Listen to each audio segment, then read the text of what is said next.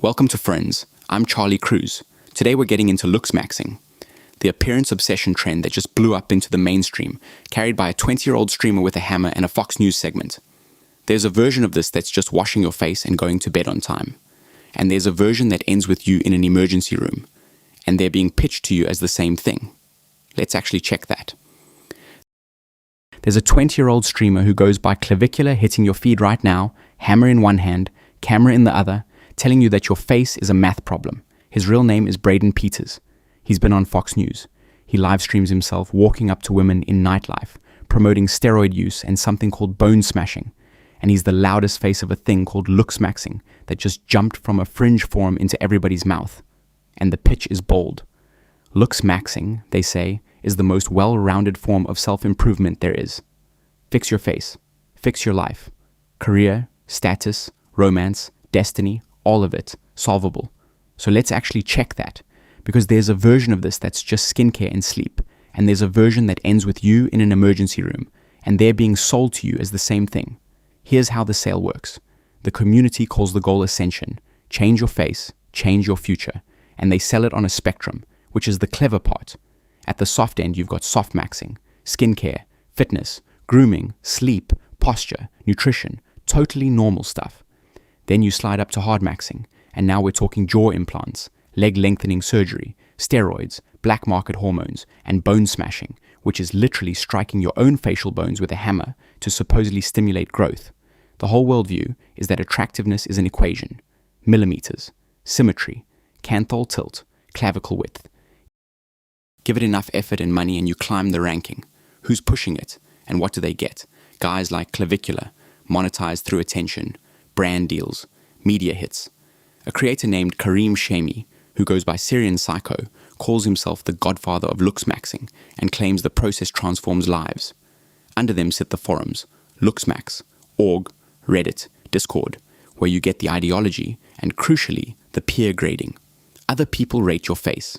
And now there are AI tools built on something called the PSL scale that hand you an actual number. Think about what that does. It productizes your insecurity. It gives your face a score so you feel behind, then sells you the climb. And it lands on a specific person. A Gallup analysis of recent polling found roughly a quarter of young American men, ages 15 to 34, said they felt lonely a lot of the previous day, versus about 18% of young women. So you've got lonely, economically anxious guys, and Looksmaxxing offers them two things nobody else is offering: a sense of control over an uncertain future, and a community that finally sees them, even if being seen is conditional on how you look. So does it hold up? Let's go tier by tier, because this matters. The soft tier is real. Clinicians in a therapist-written explainer for a behavioral health network agree that skincare, fitness, dental hygiene, sleep, and nutrition genuinely support your physical and mental health. No debate. The harm they flag isn't the push-up. It's the motive, doing all of it while grading yourself against a forum score. The dangerous tier is also real, and this is where it gets serious.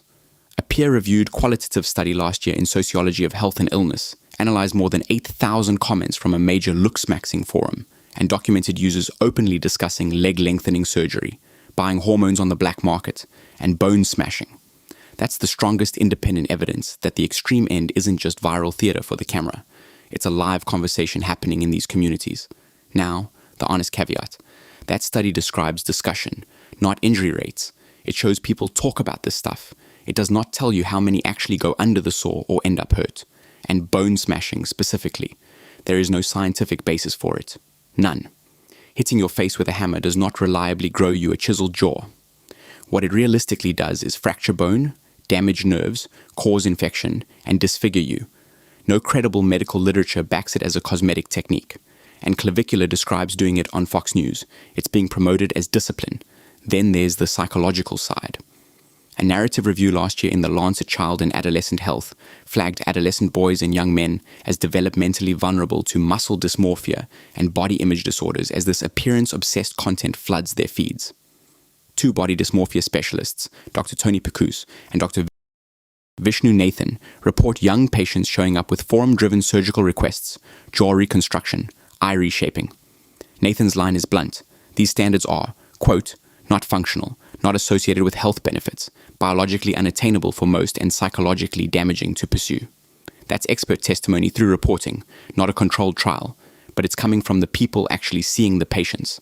Now the part they don't put in the pitch, the origin. Multiple independent outlets trace Looksmaxxing straight back to incel forums, where attractiveness was theorized as pure genetic destiny. Your worth, decided at birth, expressed as a rank.